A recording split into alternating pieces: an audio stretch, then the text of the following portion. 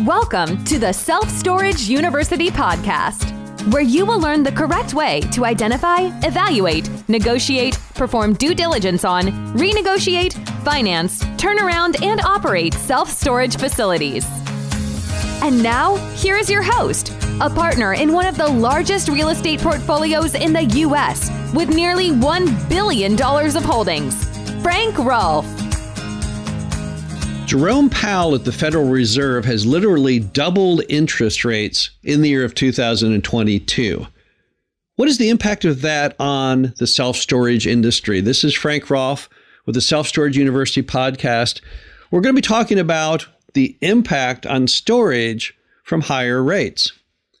Well, let's start off with valuations. That's the first thing that should come to mind. We all know that when interest rates go up, that means cap rates, therefore, go up. So you can't get around the fact that higher rates are going to lead to lower values on self-storage facilities. There's no other way you can spin it.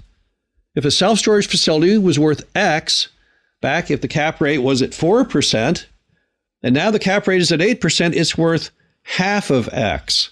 So yes, there will be some very large losses from people who bought storage facilities at those low cap rates that have occurred in recent times. It's one time in which you're probably happier you didn't buy a storage facility rather than that you did, because you have to worry about the ramification of the interest rates on values. Now, there's one wild card to that is, will these interest rates stay where they are? Most economists are predicting they will not. In fact, a recent survey of some of the top economists think the rates will start declining in roughly May of 2023. Why would that be? Well, you see, the Fed only has one tool, and that is interest rates. They raise interest rates to fend off inflation, but yet they lower them to restart the economy in the form of a recession. So it's very likely that the Fed will have to reverse course, even though they've raised the rates over 3 complete points this year, and start dropping them back down to levels they were at before, just the economy to get it restarted. Now, we were in a recession. We had 2 quarters of negative GDP. Then we had a quarter of nearly flat, but slightly positive. So that undefined the recession label.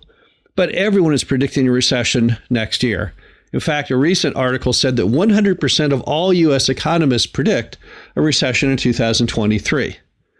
So you probably have to only survive this higher rate environment, for probably another 6 months or so, at which time the Fed will start announcing a series of declining rates. But until that time, yes, if you bought something and the interest rates have doubled, then there's no question that probably what you bought is worth less than what you paid for it originally. That is the danger, the damage of leverage. And that is what happens when you buy and sell properties based on income. Now, I would still rather buy income properties than something that has no income, where values are just based on some erratic market that none of us can really quantify. But that is a danger. So yes, interest rates up means valuations down. The only question is, how long will those rates stay up? When will they start declining? Then you have the impact on banking. Typically, when you have times of instability, which are brought on by things like crazy higher interest rates, banks do what's called a flight to quality. Now, what does that mean? Well, a flight to quality means they look at loans from a new perspective.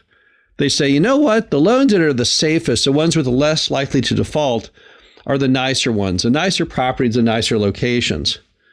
The problem is, if that's not the type of thing you're looking to buy in with your storage facility, that could be an issue. You may not be able to get a loan, or worse yet, you get a loan on the front end, and then when it comes up for renewal, you can't get a replacement.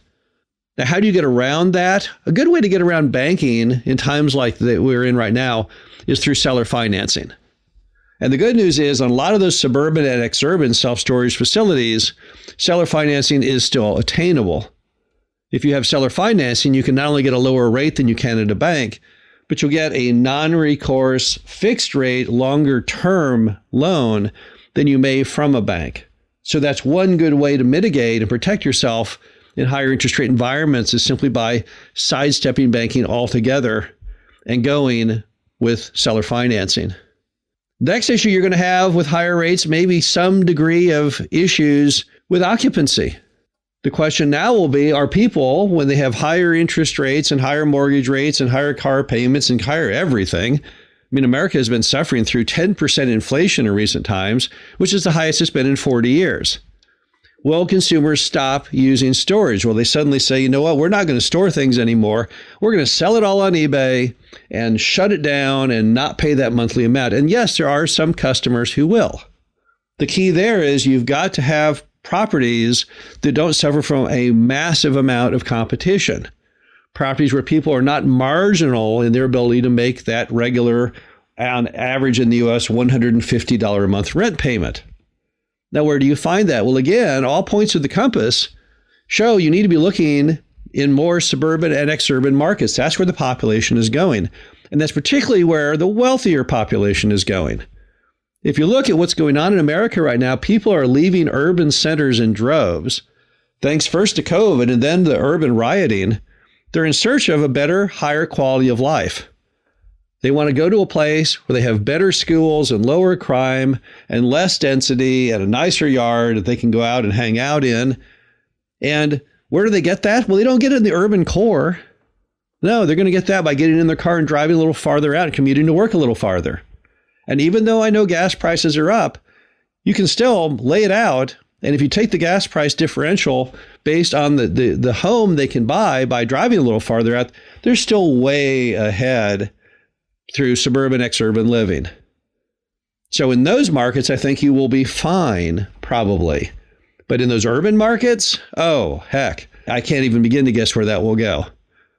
Also remember that most of these job layoffs people are talking about are technology jobs. And those technology folks are the ones who like living in that urban core.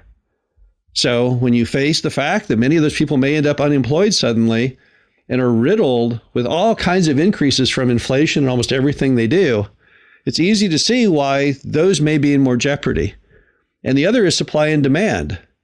In the urban core, you have so many storage facilities all chasing after the same customers that when the market gets weaker and occupancy begins to diminish, they're all fighting each other to try and get those customers offering 1 month free and 2 month free and 3 month free, lower rates, things like that. That's a very, very tough market to do well in. The bottom line to it all is that interest rates are and will always have an impact on self-storage investing.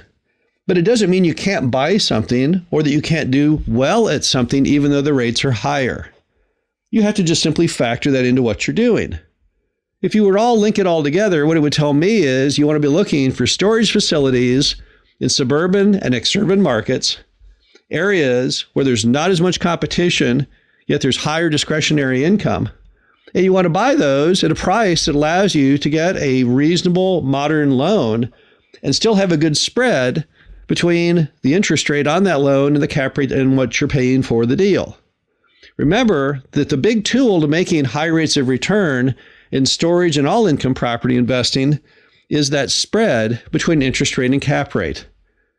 Since most investors are out there trying to get a double-digit rate of return, it's impossible to do so unless you have a healthy, positive spread between the cap rate and the interest rate. If you were to buy something all cash at a cap rate of 7%, what would you have? A 7% return. But if I lever that at 70 or 80% loan to value at a interest rate that's a point or more lower, what happens to me then?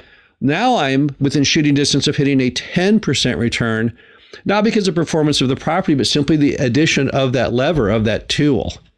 So don't worry, don't fret about higher interest rates. Instead, take action, understand the environment, understand what the risks are, understand how best to mediate those and mitigate those.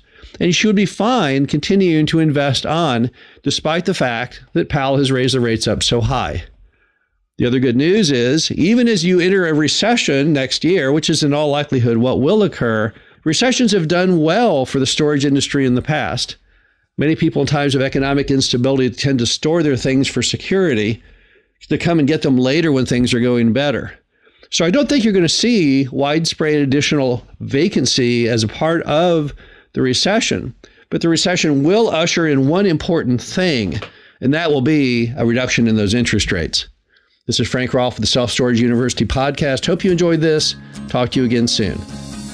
Thank you for listening to the Self Storage University podcast. Be sure to visit us at ssupodcast.com, where you can learn the correct way to identify, evaluate, negotiate, perform due diligence on, renegotiate, finance, turnaround, and operate self-storage facilities.